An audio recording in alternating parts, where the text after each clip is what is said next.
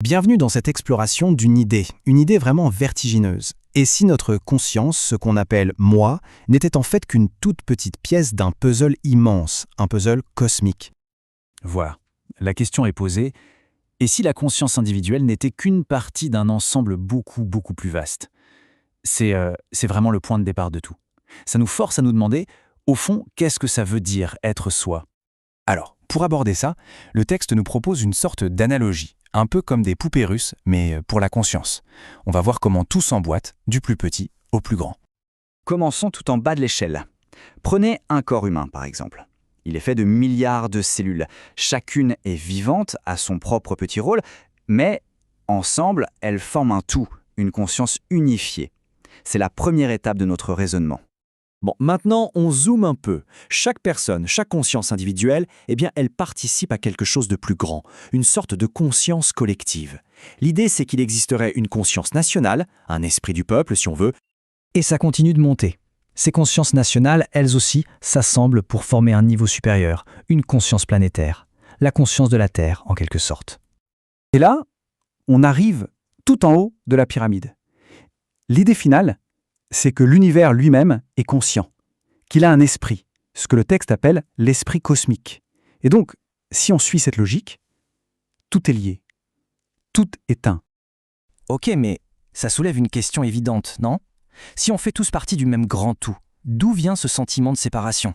Pourquoi est-ce qu'on se sent si souvent seul, isolé? L'explication donnée est très imagée. On nous parle d'un mur de l'ignorance. C'est une métaphore, bien sûr.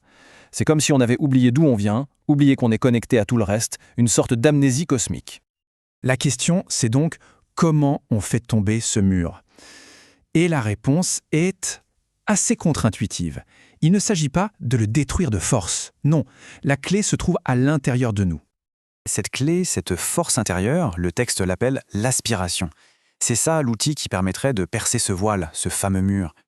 Et l'image de la flèche est parfaite pour ça. Parce que l'aspiration, attention, ce n'est pas juste un petit souhait en passant. Pas du tout. C'est décrit comme une énergie puissante, super concentrée, qui monte tout droit vers le haut. C'est une volonté intense de comprendre, de se reconnecter. Évidemment, ce n'est pas quelque chose qui se fait en un claquement de doigts. Ça demande de la persistance, de la ténacité. Le texte utilise une autre belle image. C'est comme la goutte d'eau qui, à force de tomber sur la pierre, finit par la creuser. L'idée, c'est que l'aspiration doit frapper encore et encore contre nos propres limites mentales jusqu'à ce qu'elle perce enfin. Et ce qui est intéressant, c'est que ce n'est pas juste une idée philosophique ou spirituelle. Non, cette concentration, cette aspiration, aurait un pouvoir très concret, le pouvoir de modeler la réalité, par la force de l'imagination.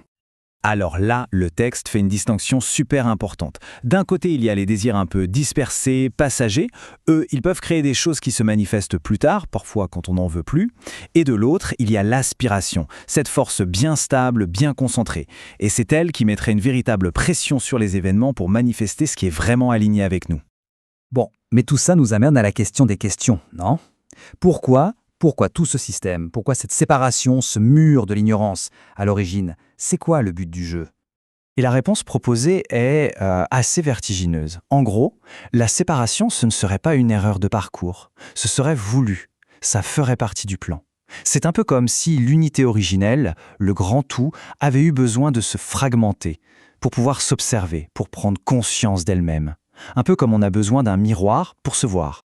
Et cette citation, je trouve, résume parfaitement l'idée. Peut-être que le divin voulait vraiment se connaître lui-même. Alors il s'est jeté au dehors, et puis il s'est regardé. La création, l'univers tout entier, ce serait donc ce miroir. Et le voyage, le fait de revenir à l'unité, après avoir été séparé, rendrait cette unité encore plus consciente, encore plus riche.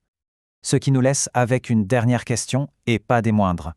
Si l'univers est dans un grand processus de découverte de soi, quel rôle est-ce qu'on joue, individuellement, dans cette aventure cosmique? Voilà une pensée sur laquelle il est intéressant de réfléchir.